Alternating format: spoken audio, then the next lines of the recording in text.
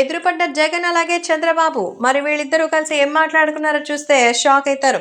తాజాగా అయితే జగన్మోహన్ రెడ్డి అలాగే చంద్రబాబు నాయుడు మరి ఇద్దరు కూడా ఒకరినొకరు భేటీ అయినట్టుగా అయితే తెలుస్తోంది. అంటే అసెంబ్లీ ప్రాంగణంలోనే వీళ్ళిద్దరూ కాల్చుకున్నారంట. అధికారికంగా చంద్రబాబు ఇప్పుడు సీఎంగా ఉన్నారు. అలాగే జగన్మోహన్ రెడ్డి ప్రతిపక్ష హోదాను కూడా దక్కించుకోలేకపోయారు. చంద్రబాబు నాయుడు గారి గురించి ఎన్ని మాటలు మాట్లాడారో, ఆయన ఎంతగా ఇబ్బందులకు గురి చేశారో, అరెస్ట్ చేసి జైల్లో పెట్టించడమే కాదు కుటుంబ సభ్యుల్ని సైతం నోటు మీదకి వచ్చేలా చేశారు. అధికారంలో ఉన్నటువంటి ఆ యాటిట్యూడ్తోని చంద్రబాబు గారికి బెయిల్ రాకుండా సైతం చేశారు. ఆయన మీద అసత్య ఆరోపణలు చేసి ఎక్కడికక్కడ లోకేష్ని కట్టడి చేశారు.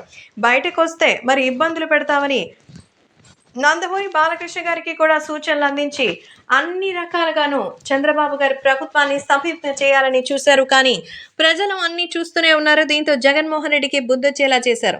ప్రస్తుతం నారా చంద్రబాబు నాయుడు ఇప్పుడు సీఎంగా మారిన తర్వాత మరి ఆయన ఎదురుపడితే ఖచ్చితంగా పలకరించాల్సిందే. చంద్రబాబు నాయుడు గారితో మరి గతం తాలూకు జ్ఞాపకాలు ఆయనకి గుర్తు చేయకుండా ఉండాలి అంటే జగన్మోహన్ రెడ్డి అందుకు సైలెంట్గా ఉండాలి. అందుకే చంద్రబాబు గారు ఎదురుపడడంతో చేతులెత్తి నమస్కరించి ఆయనకి శుభాకాంక్షలు తెలిపారట జగన్మోహన్ రెడ్డి.